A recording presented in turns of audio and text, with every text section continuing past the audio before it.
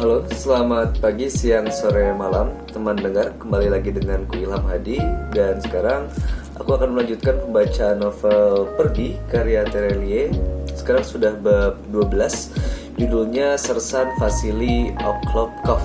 Oke, seperti yang kita sudah ketahui di episode kemarin, kita tahu jika Rambang yang digadang-gadang sebagai penerus Bujang ternyata meninggal dengan sangat singkat, yaitu pada 2 bab saja. Dan ya, di bab ini mungkin akan kita ketahui dari judulnya ya, yaitu Sersan Vasily Oklopkov. Akan kita ketahui siapa pembunuh Rambang ini sebenarnya, dan apakah Bujang akan membalaskan dendamnya. Kita dengarkan saja setelah opening ini ya. Tapi sebelum itu, ku ingatkan kembali jika kusarankan teman dengar membaca dulu novel ini terlebih dahulu, biar teman dengar itu punya referensi sendiri tentang jalan cerita novel Pergi ini menurut teman dengar sekalian. Dan ya, tanpa lama-lama lagi, untuk teman dengar yang ingin tahu cerita dalam novel ini lewat pembacaanku, silahkan duduk dengan tenang, rebahan, atau cari posisi yang paling nyaman menurut teman dengar sekalian. Dan jangan lupa menyawel dengan men-scan barcode sebelah. Lalu ya, dengarkan saja.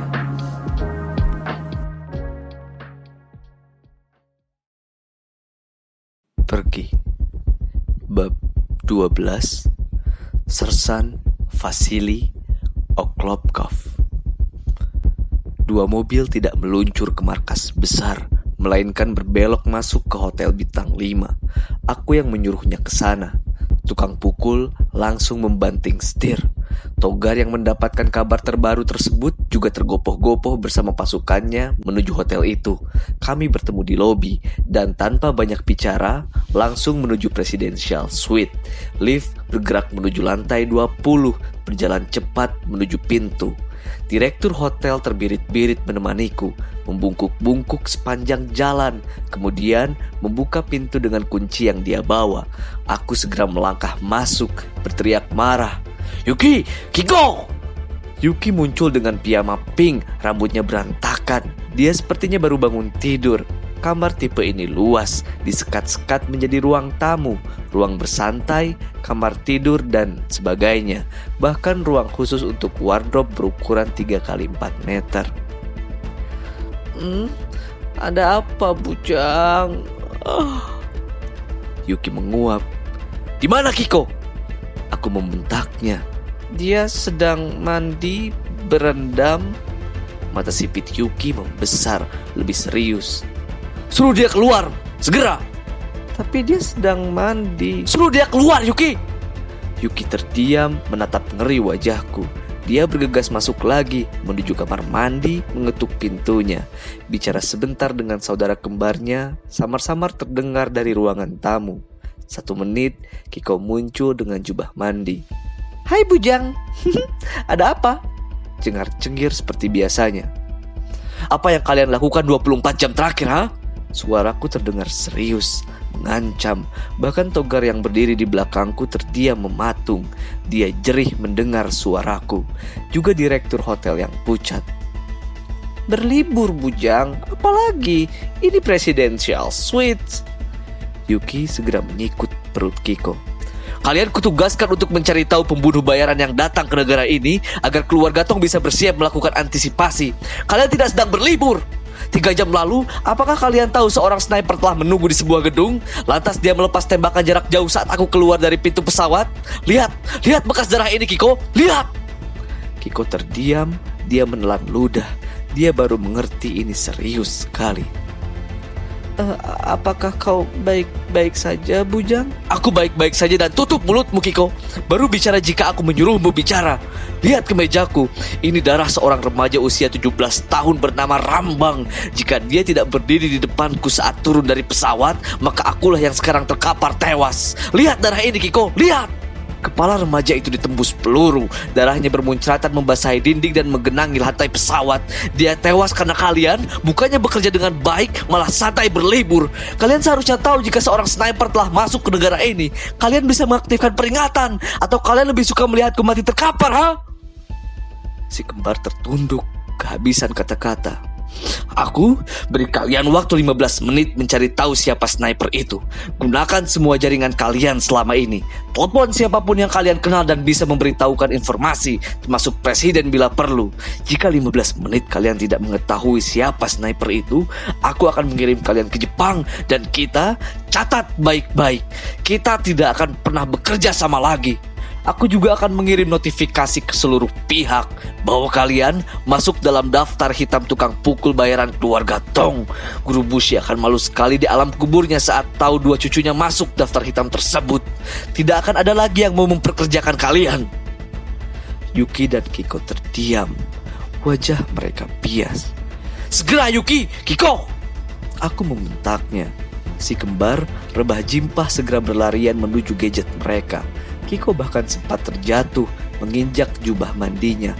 Segera bangkit menyusul kakak kembarnya, melakukan apapun yang bisa mereka lakukan untuk mencari tahu siapa pembunuh bayaran tersebut. Nyalakan timer Salonga, 15 menit. Salonga mengangguk takzim. Dan hubungi Lubai Togar. Aku akan berbicara dengannya sekarang. Togar segera mengeluarkan telepon genggam, menekan tombol. Nada panggil 3 kali. Hoi, halo Togar, ada apa? Suara Lubai terdengar ramah. Tauke besar hendak berbicara dengan kau Lubai. Oh bujang, ada apa? Aku baru bertemu dengannya 3 jam lalu. Sambungkan Togar. Togar maju. Tangannya sedikit gemetar saat memberikan telepon. Dia belum pernah melihatku marah seperti ini. Aku menerima telepon, memperbaiki posisi berdiri. Selamat pagi Lubai. Aku berusaha mengendalikan intonasi bicaraku. Pagi Bujang. Posisimu di mana Lubai? Di rumah Bujang. Tepatnya di dapur, menemani Bibi Kim menyiapkan makanan. Aku baru saja pulang dari kampus. Profesor itu dengan senang hati membantu. 2 tukang pukul menunggui profesor itu, siap membantu. Apapun yang dibutuhkan olehnya agar bisa membaca surat-surat itu, kami akan siapkan. Hei Kim, ada Bujang di telepon. Aku mengeluh dalam hati. Di seberang sana, Lubai justru mengaktifkan loudspeaker. Halo Bujang. Apa kabarmu nak? Suara Bibi Kim terdengar ramah. Aku ingat intonasi suara itu. Selama aku di ibu kota provinsi, Bibi Kim menganggapku seperti anaknya. Aku menelan ludah. Kabarku baik Bibi Kim. Aduh Bujang, aku kaget sekali saat Lubai bilang Rambang ikut denganmu ke markas besar. Aku keberatan anakku menjadi tukang pukul seperti bapaknya. Tapi tadi pagi, saat Lubai bilang kau sendiri yang akan mendidiknya, itu sungguh sebuah kehormatan bagi kami, Bujang. Terima kasih banyak. Suara Bibi Kim tersendat. Dia terharu. Aku menyeka pelipis. Ini menjadi rumit. Tapi aku harus segera menyampaikan berita duka cita itu. Aku diam beberapa saat, hingga suasana menjadi canggung. Halo Bujang, kau masih di sana? Bibi Kim bertanya. Iya Bi, aku masih di sini. Hei, ada apa sebenarnya Bujang? Kenapa mendadak menelpon?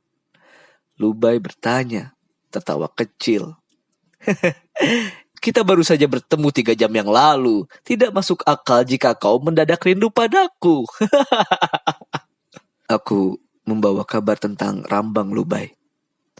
Aku bicara. Iya, ada apa dengan Rambang? Lubai bertanya. Apakah dia sudah sampai markas, Bujang? Dia menyukainya? Bibi Kim ikut bertanya. Baiklah, cepat atau lambat, aku tetap harus menyampaikan kabar buruk ini. Maka lebih cepat lebih baik. Biarlah seperti sembilu, meringis hati. Pasti perih saat mendengarnya pertama kali. Rambang telah meninggal, Bibi Kim. Lubai, pagi ini, 3 jam lalu, dia melakukan tindakan paling terhormat yang bisa dilakukan oleh seorang anggota keluarga Tong.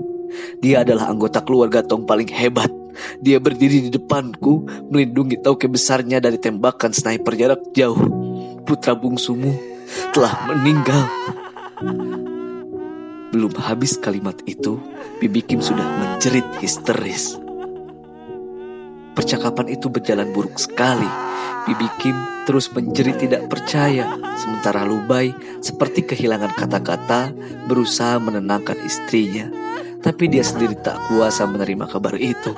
Aku meremas jemari. Aku bilang jasad Rambang sedang dibawa ke markas besar keluarga Tong. Setelah diurus, dimandikan, paling telat sore ini akan diterbangkan ke ibu kota provinsi. Kami akan menyiapkan pemakaman yang pantas baginya. Aku berjanji akan membalaskannya, Lubai. Luka dibalas luka, darah dibalas darah, nyawa dibalas nyawa. Aku akan membalas pembunuh itu. Sebelum tubuh Rambang dikebumikan, dia akan menyesal telah berurusan dengan keluarga Tong. Bibi Kim masih menangis kencang di seberang sana. "Balaskan sakit hati ini, bujang. Balaskan!" Lubai berkata dengan suara bergetar. Aku menutup telepon, memutus pembicaraan. Salonga terpekur menatap lantai. Togar terdiam, sekali lagi dengan tangan bergetar menerima telepon genggam. Ruangan itu lengang sejenak. 7 menit, Yuki dan Kiko keluar dari kamar mereka. Yuki maju patah-patah, membawa gadget. Kiko berdiri di belakangnya, menunduk. "Pertama-tama, aku sungguh minta maaf atas kejadian ini, Bujang. Sungguh, aku dan Kiko mengaku bersalah." "Siapa sniper itu, Yuki?" Yuki menyerahkan gadget di tangannya. "Sersan Vasily Oklopkov, Bujang. Lewat kontakku di imigrasi beberapa negara, Sersan Vasily Oklopkov 1 hari lalu tercatat telah terbang dari Polandia menuju kota ini. Dia transit sebentar di Singapura. Manifest perjalanannya terkonfirmasi positif. Dia tiba tadi malam, pukul 1 dini hari, dan setelah mendapatkan perlengkapan serta senjata M24, dia segera menuju salah satu gedung di dekat bandara." Aku menatap foto di gadget. Wajah sniper itu terlihat. Laki-laki berusia 50 tahun, mengenakan seragam militer bekas Uni Soviet. Wajahnya dingin, ada bekas luka di pipi kanannya. Dia persis seperti seorang pembunuh bayaran, sniper yang biasa dibayangkan oleh orang lain. "Aku mengenalnya." Salonga menghela napas. "Vasily adalah salah satu penembak jitu dari bekas negara Uni Soviet. Dia bisa menembak jitu dari jarak 2000 meter. Salah satu yang terbaik. Karir militernya mentok di pangkat sersan saat Uni Soviet bubar. Tapi karirnya sebagai pembunuh bayaran moncer tak terkira. Pembunuhan seorang presiden di Afrika beberapa bulan lalu dikaitkan dengannya. Rekornya adalah 100%. Dari 50 lebih korbannya, tidak pernah ada targetnya yang gagal. Dan dia salah satu dari 3 pembunuh dengan bayaran terbesar di dunia. Kontraknya minimal $5 juta US. Tidak ada negosiasi. Take it or leave it. Dibayar dalam bentuk batang emas murni." Yuki mengangguk. "Menurut informasi terpercaya, dia dibayar $25 juta oleh Master Dragon jika berhasil membunuh Bujang, 5 kali lipat dari kontrak minimalnya. Separuh dibayar di muka, sisanya setelah misi selesai." "Kalian tahu di mana posisinya sekarang?" Yuki menggeleng. "Dia boleh jadi berada di mana-mana saat ini, Bujang. Mengintai, menunggu kesempatan berikutnya." "Bagaimana dia tahu pesawat Tauke besar akan mendarat pagi ini? Apakah ada pengkhianat yang membocorkan jadwal mendarat?" Togar bertanya, akhirnya ikut dalam percakapan. "Dia sepertinya tidak tahu persis, Togar. Dia kemungkinan besar hanya menebak, tebakan yang akurat. Hanya aku, Bujang, dan Luba yang tahu pesawat itu mendarat di sana pagi ini. Tapi informan Master Dragon jelas tahu bandara tersebut sering digunakan pesawat jet keluarga Tong. Chen mungkin telah membocorkan informasi itu, tapi itu lebih dari memadai. Hanya soal waktu, kapanpun pesawat yang dinaiki Bujang bisa terparkir di sana. Dia sabar menunggu. Tidak lama, hanya 2-3 jam hadiah besarnya datang. Togar mengangguk. Itu masuk akal. Aku berpikir cepat. Fokusku sekarang bukan tentang bagaimana pembunuh itu tahu aku mendarat di sana. Fokusku adalah bagaimana menghabisi orang ini secepat mungkin. Aku teringat sesuatu. Cara terbaik menaklukkan sniper adalah dengan memancingnya keluar sekali lagi. Apakah hari ini aku ada janji pertemuan dengan seseorang, Togar? Ada tauke besar. Bertemu Jim sang kolektor di salah satu restoran jalan protokoler. Aku ingat janji pertemuan itu. Jim sang kolektor yang selama ini membantu keluarga Tong mengumpulkan lukisan, arca, keramik, benda-benda seni terbaik di dunia. Pertemuan itu hampir selalu dilakukan di restoran terbaik kota ini. Lokasinya di lantai 3 menghadap jalan protokoler. Ada 3 atau 4 gedung tinggi di seberangnya. Itu sepertinya lokasi yang ideal. Baik, bocorkan informasi itu secara sengaja, Togar. Aku ingin si Vasili ini tahu jika aku akan muncul di sana. Apa yang sedang kau rencanakan, Bujang? Salonga menatapku serius. Menghabisi si Vasili. Tidak, Bujang. Muncul secara terang-terangan di tempat umum adalah langkah terburuk menghadapi seorang sniper. Kau harus memikirkan strategi counter sniper. Mulai dari menyatu dengan sekitar, tidak mencolok, juga mengubah jadwal perjalanan. Menggunakan decoy, tidak menggunakan pola yang sama. Oh ya? Lantas kita membiarkan dia mengintimidasi kita? Aku punya rencana, Salonga. Aku akan menghabisi si Vasili ini. Aku sudah berjanji dengan Lubai dan Bibi Kim. Pembunuh itu akan mendapatkan balasan sebelum Brambang dikebumikan. Kita akan menjebaknya. Yuki, Kiko, kalian ikut dalam rencana ini. Togar, sekali lagi segera bocorkan rencana pertemuan itu. Lakukan sebaik mungkin agar tidak mengundang kecurigaan siapapun. Si Vasili ini jelas akan menyambar informasi itu. Dia tidak mau rekornya rusak. Saat dia terlalu percaya diri, kita akan mengajarinya sopan santun keluarga Tong. Detail semua rencana akan kuberikan beberapa saat lagi. Pertemuan bubar. Aku melangkah keluar dari Presidential Suite Hotel bintang 5. Yang lain bergegas mengikuti, meninggalkan Yuki dan Kiko yang menghembuskan napas lega. Mereka terduduk di kursi dan tetap diam di atas kursi itu 5 menit kemudian. Aku sendiri yang mengantar jasad Rambang ke bandara. Remaja usia 17 tahun itu terbujur kaku di dalam peti. Dia telah dimandikan, diurus, lubang peluru di kepalanya ditutup sedemikian rupa, tidak terlihat lagi. Pesawat segera membawa jasad Rambang pergi. Lubai lewat telepon bilang, mereka akan menguburkan Rambang malam ini juga. Pukul 7 malam setiba di ibu kota provinsi. Itu lebih baik. Dengan segera dikubur, rasa sakit itu semoga berkurang sedikit. Ratusan tukang pukul telah berkumpul di sana. Mereka menyiapkan prosesi pemakaman yang megah. Iring-iringan mobil telah menunggu di bandara ibu kota provinsi. Itu berarti sebelum pukul 7 malam, pembunuh Rambang harus sudah mati. Setelah dari bandara, pukul 4 sore, aku meluncur menuju restoran tersebut, memenuhi janji bertemu dengan Jim sang kolektor. Rencanaku dijalankan, dan kabar baiknya, Salonga akhirnya menyetujuinya.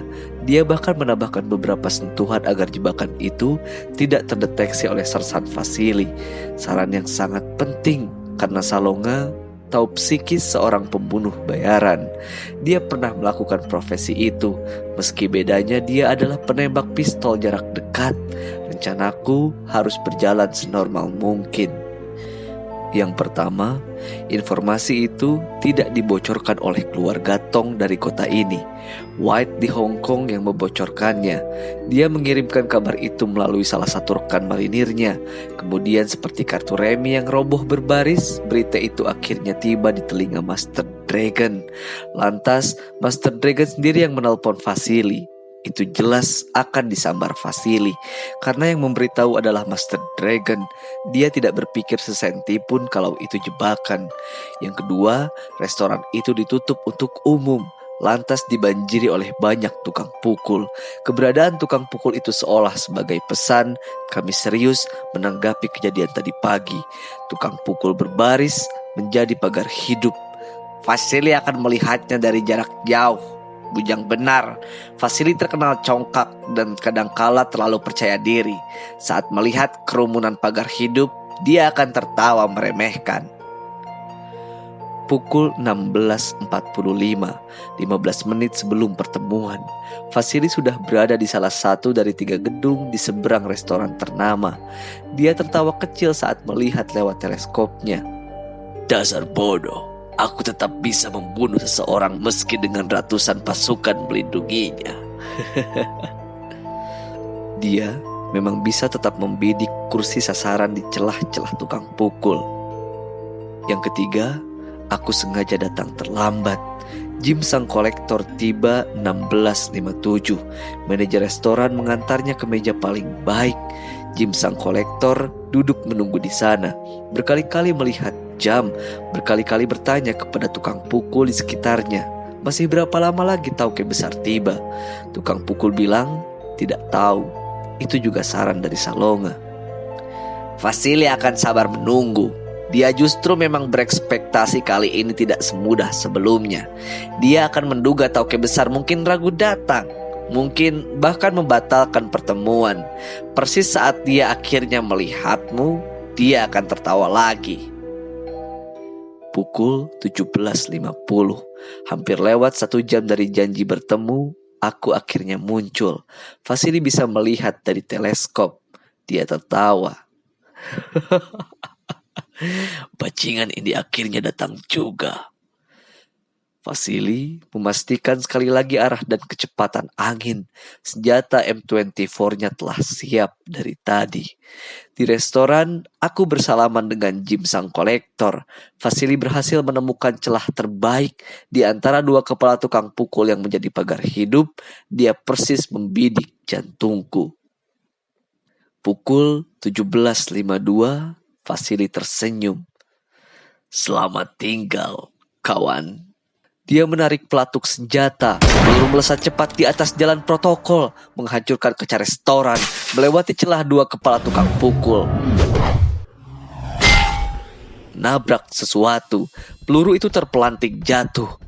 Yang keempat, Salonga menyarankan memasang kaca anti peluru persis di dekat meja tempatku bertemu dengan Jim sang kolektor. Peluru memang tepat mengincar jantungku, tapi tidak berhasil menembus benteng terakhir, tergeletak di lantai restoran. Vasili menelan ludah. Apa yang terjadi? Kenapa tembakannya gagal? Aku terlihat sehat walafiat di kursi. Dia berpikir cepat. 5 detik, dia tahu ada kaca anti peluru di bawah sana. 2 detik kemudian, dia tahu ini jebakan. Dia segera bangkit, berdiri, mengambil koper senjata, membereskan peralatan. Tapi dia telah terlambat. Di bawah sana, aku, Yuki, dan Kiko telah tahu di mana persis posisinya menembak. White mengirimkan bumerang dari Hong Kong. Benda itu dikembangkan oleh DARPA Amerika Serikat, alat counter sniper. Alat itu menggunakan sensor super untuk mendeteksi sonic shockwave yang dikeluarkan oleh peluru yang melesat cepat. Sensor akan segera mengklarifikasi, melokalisasi, lantas menunjukkan dari mana titik tembakan berasal. Togar yang bertugas membaca alat itu dari salah satu mobil van di dekat restoran, kemudian memberitahuku 15 detik pertama setelah tembakan.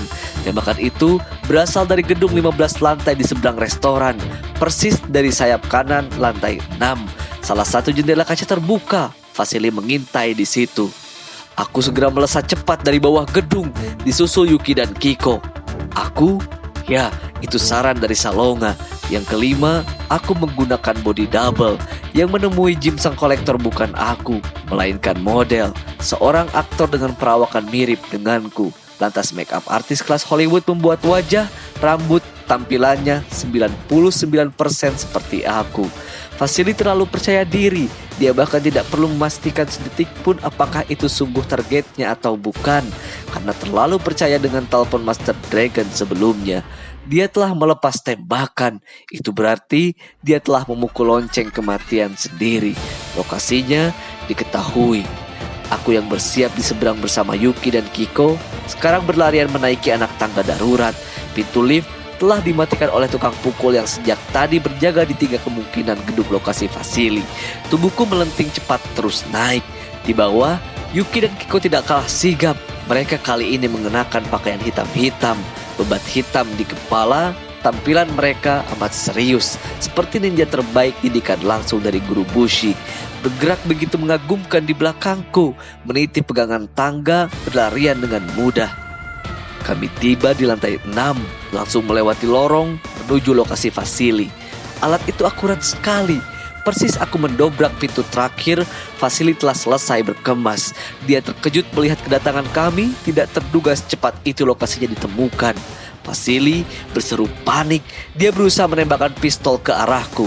Dasar bodoh, menembak jarak jauh itulah keahliannya. Dalam perkelahian jarak dekat, dia bukan siapa-siapa. Yuki lebih dulu loncat penuh gaya sambil melepas shuriken, menghantam telak tangannya. Tembus, pistol itu terlempar jatuh. Kiko sudah menyusul. Dia mencabut samurai bahkan sebelum Vasili menyadarinya. Samurai dingin itu telah menempel di lehernya, membuatnya mematung. Darah merembes dari luka tipis di leher. Jangan coba-coba bergerak, Sersan Vasili, Kiko mendesis. Sekali Kiko menekan samurainya, kepalanya akan menggelinding di lantai. Vasili tidak bisa melakukan apapun lagi. Perlawanan telah selesai, bahkan sebelum dia memulainya. Bawa dia, Yuki, aku berseru. Yuki mengangguk, membuat gerakan cepat, mengikat tangan Vasili, lantas menariknya paksa agar mulai melangkah. Kami tidak turun, justru naik ke lantai paling atas. Vasili tersuruk-suruk seperti seekor kerbau diseret. Dia sesekali mengaduh, minta lebih lambat, namun Kiko menghunus samurainya, mengancam, membuatnya terus berjalan menaiki anak tangga. Persis kami tiba di atap gedung, Togar datang bersama helikopter. Apa yang akan kalian lakukan padaku? Vasili berseru dalam bahasa Inggris, wajahnya bias. Aku tidak menjawab. Dia bahkan tidak layak bicara denganku secara langsung.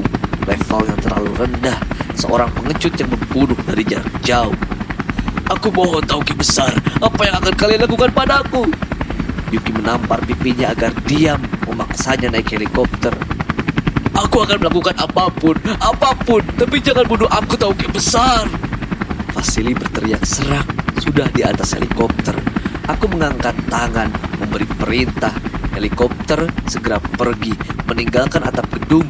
Ada Togar di sana bersama 2 tukang pukul membawa Vasili. Aku mohon! Suara Vasili masih terdengar samar sebelum helikopter itu menghilang dari balik gedung-gedung. Matahari bersiap tumbang di kaki barat sana. Atap gedung lengang, 5 menit tetap lengang, hanya kesiur angin pelan menerpa wajah. Bujang, sekali lagi aku sungguh minta maaf. Kiko akhirnya berkata kepadaku, membungkuk, memasang posisi seorang ninja. Aku akan menembusnya, Bujang. Kiko menyerahkan samurainya kepadaku. Dia bersedia menerima hukuman apapun, termasuk kematian. Itu makna dari samurai yang diserahkan. Juga Yuki ikut membungkuk, ikut menyerahkan samurai miliknya. Jika menurutkan emosi, aku akan memukul Kiko dan Yuki dengan sisi tumpul samurai 100 kali. Seperti yang dilakukan guru Bushi kepada mereka waktu kecil dulu.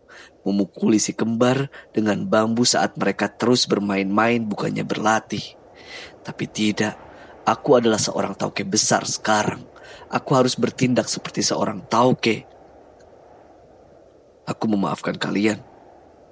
Aku berkata pelan, mengembalikan samurai itu ke tangan Yuki dan Kiko. Lagi pula, kalaupun kalian berhasil mendeteksi kehadiran sniper itu, memberikan peringatan, tetap tidak ada yang bisa mencegahnya melepas tembakan pagi tadi. Dia bisa ada dimanapun. Ini adalah peperangan, apapun bisa terjadi. Waktu, tempat, pelaku, kita tidak bisa mengendalikan semuanya. Itu bukan seluruhnya kesalahan kalian. Yuki dan Kiko saling pandang, lantas menatapku. Aku mengangguk. Aku memaafkan mereka. Terima kasih Bujang. Kiko mengangguk, pelan diikuti oleh Yuki. Kembali ke base camp kalian Yuki, Kiko. Dan kali ini pastikan kalian bekerja dengan baik. Sebarkan ke seluruh dunia. Vasili gagal melaksanakan tugas. Tauke besar keluarga Tong sendiri yang menghabisinya. Si kembar menurut, segera meninggalkan atap gedung. Tapi besok-besok, setelah kasus ini selesai, si kembar tetap tidak berubah. Mereka selalu bermain-main. Itu sudah menjadi tabiat cucu guru Bushi. Aku masih di sana hingga pukul 7 malam. Menunggu kabar dari Togar dan kabar dari ibu kota provinsi. Togar akhirnya menelpon. Tugasnya telah dilaksanakan. Jam 7 persis. Saat jasad Rambang akhirnya tiba di ibu kota provinsi. Saat Bibi Kim menangis memeluk peti mati putra bungsunya, aku menelpon Lubai. Sambil menatap lampu gedung-gedung, lampu mobil-mobil merayap di jalanan yang padat.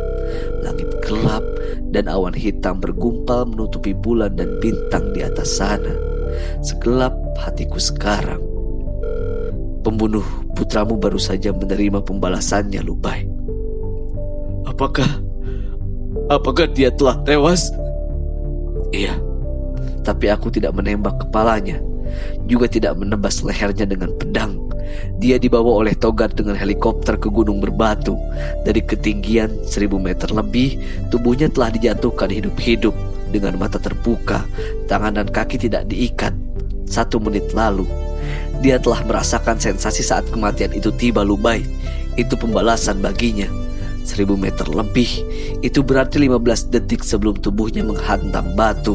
Dan sebagai tambahan, Togar menyemprotkan obat pencipta halusinasi agar waktu terasa berjalan lebih lambat 10 kali kepadanya. Itu berarti berdebah itu akan merasakan sensasi seolah selama 150 detik sebelum tubuhnya menghantam cadas bebatuan. Dia tahu persis bagaimana merasakan kematian menjemputnya. Detik demi detik, selama 150 detik dalam halusinasi terburuk yang pernah ada. Sama seperti saat dia membidik target sasarannya selama ini. Kali ini, dialah yang dalam posisi itu. Kematian menjemputnya, tak bisa dihindari. Dari video yang dikirimkan oleh Togar, pengecut itu menangis terisak, terkencing-kencing membuat lantai helikopter tergenang air kencingnya, memohon ampunan. Tapi Togar menendangnya tanpa ampun keluar dari helikopter. Tubuhnya meluncur jatuh di dalam gelap malam, hancur seperti sebuah apel dilindas truk besar di bebatuan gunung. Semoga Rambang beristirahat damai di sana, Lubai. Dia telah membuktikan posisinya sebagai anggota keluarga Tong, melakukan tindakan paling terhormat yang bisa dilakukan seorang tukang pukul terbaik. Dia pergi dengan segenap kehormatan. Terima kasih, Bujang. Terima kasih telah membalaskan sakit hati ini. Lubai berkata lirih.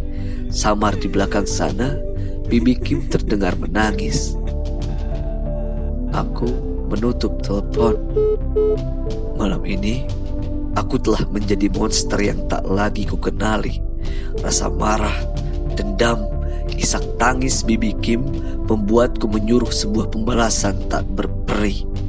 Aku tadi siang bahkan nyaris menyuruh Togar mengirim pembunuh untuk menghabisi keluarga Vasili di Belarusia, membunuh 4 putrinya dan istrinya. Beruntung Salonga bergegas merangkul bahuku, berbisik agar aku tidak melakukannya atau besok-besok menyesali perintah tersebut. Aku mengusap wajahku yang kebas. Setelah peristiwa ini, apapun hasil peperangan dengan Master Dragon, maka kemanakah aku akan membawa keluarga Tong pergi? Dan lebih penting lagi, kemana aku sendiri akan pergi? Apakah aku akan menjadi monster seperti itu terus-menerus? Aku akan pergi kemana? Aku tidak tahu jawabannya sekarang. Semua masih segelap langit malam.